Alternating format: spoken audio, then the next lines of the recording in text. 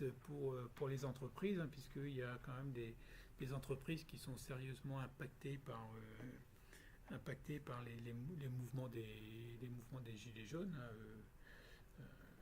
Par exemple, à Saint-Brieuc, depuis 3 semaines ou 4 semaines, tous les samedis, la zone commerciale de Langueux, qui est la plus grande zone commerciale de Bretagne, est bouchée.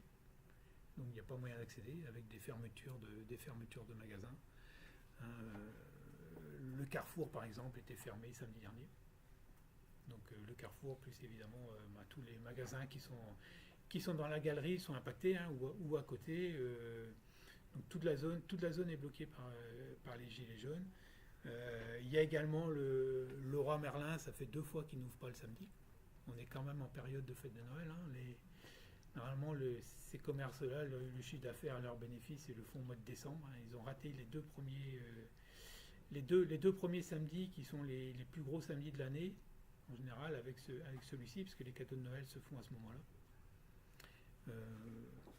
Problème qui va se poser, c'est qu'à mon avis, les cadeaux ont quand même été achetés, mais au lieu d'être achetés dans les magasins, ils vont être achetés sur Amazon. Donc ils vont être achetés par Internet. Amazon, jusqu'à preuve du contraire, ne paye pas d'impôts en France. Il n'est sans doute pas prêt d'en payer, tout simplement parce qu'il y a des accords internationaux pour savoir que pour payer un impôt en France, il faut avoir un établissement stable en France. Or, un site Internet, ce n'est pas un établissement stable. Donc ils échappent à l'impôt de cette manière. Je crois qu'Amazon a payé 20 000 euros d'impôts l'année dernière, hein, en France. Et il y a 130 accords internationaux. Donc, ce qui veut dire qu'il faudrait que, pour pouvoir mettre en place une imposition de ces plateformes en France, il faut traiter avec 130 pays différents. Je ne sais pas si vous voyez le boulot, c'est infaisable. Donc, les politiques peuvent aujourd'hui faire de la prose sur cette obligation de les imposer. C'est quasi impossible puisqu'il y a 130 accords à dénoncer et à remettre sur pied. Donc, petite parenthèse, donc il y a possibilité de demander un étalement de ces échéances fiscales, donc des échéances fiscales qui arrivent là pour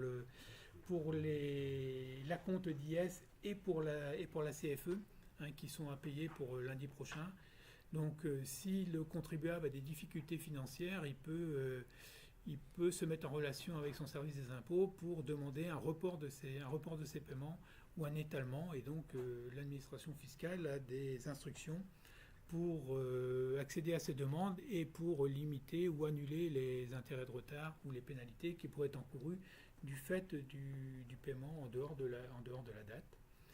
Également des assouplissements pour faire des demandes d'activité partielle pour les salariés qui sont impactés par ces problèmes, le fait qu'ils ne puissent pas travailler, hein. Sur Saint-Brieuc, les magasins ont demandé à leurs salariés les 2 derniers week-ends de rentrer chez eux puisqu'ils ne pouvaient pas ouvrir. Donc quand même aussi un impact au niveau des rémunérations. Certains magasins ont d'ores et déjà annoncé que les primes qu'ils versaient d'habitude au mois de décembre, ils ne les verseraient pas puisque le chiffre d'affaires n'est pas fait. Le Leroy Merlin, par exemple, pas samedi dernier, le samedi d'avant, il a perdu 98% de son chiffre d'affaires. Dès l'ouverture, ils ont appliqué. Donc, des possibilités d'ouverture exceptionnelle le dimanche, avec possibilité de demander une dérogation au préfet pour déroger au repos dominical. Donc, par contre, on a recours au préfet si la municipalité avait déjà pas pris des mesures pour mettre en place des journées, ce qu'ils appellent les journées du maire, qui sont de 10 maintenant, 10 possibilités d'ouverture.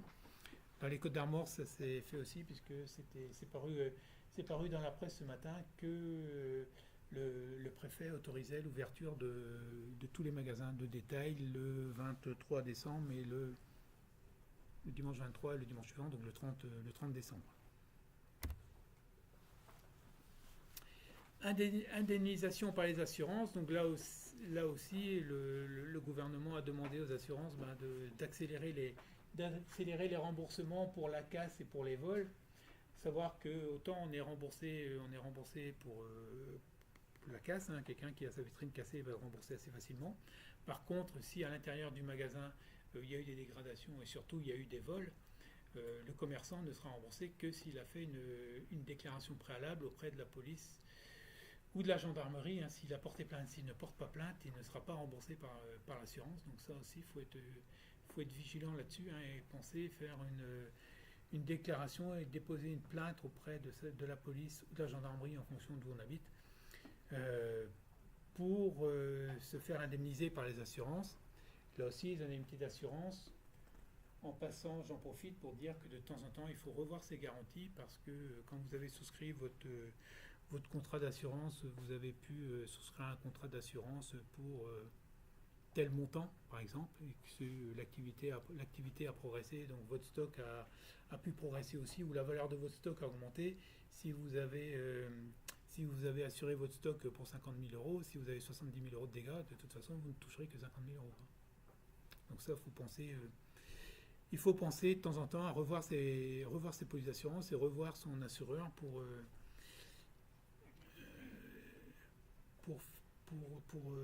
ces garanties. Les besoins de financement à court terme, donc les commerces qui ont fermé peuvent également se retrouver en problème de trésorerie, hein, assez rapidement.